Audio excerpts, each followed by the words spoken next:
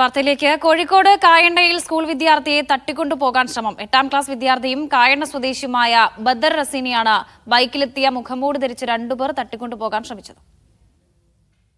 ഇന്നലെ വൈകുന്നേരം 5 മണിയോടെയാണ് സംഭവം. കളി കഴിഞ്ഞ് വീട്ടിലേക്ക് മടങ്ങുകയായിരുന്ന കുട്ടിക്ക് ലിഫ്റ്റ് നൽകാമെന്ന് പറഞ്ഞ ബൈക്കിൽ കയറ്റാൻ ശ്രമിക്കുകയായിരുന്നു. അത് ഞാൻ കളിച്ച് വരികയായിരുന്നു. അങ്ങനെ ഇവിടെ വാളൂരെത്തി. അവിടുന്ന് രണ്ടാൾക്കാർ വെച്ചാൽ ലിഫ്റ്റ് വേണമെന്ന്. ഞാൻ പറഞ്ഞു വേണ്ട. അപ്പോൾ ഓലെന്നോട് പറഞ്ഞ് ഞാൻ ആയിത്തരാം. അപ്പം ഞാൻ പറഞ്ഞു വേണ്ട, ഞാൻ നടന്നു പോയി. അപ്പോൾ പെട്ടെന്ന് ബേക്കിൽ വന്ന് പിടിച്ച് കയറ്റാൻ നോക്കി.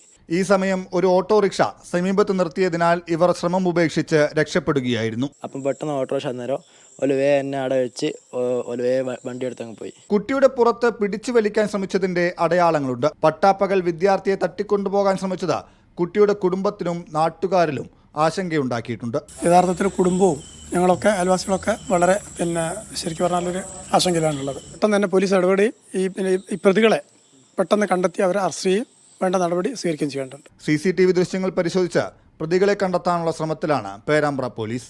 മീഡിയ 1 കോഴിക്കോട്.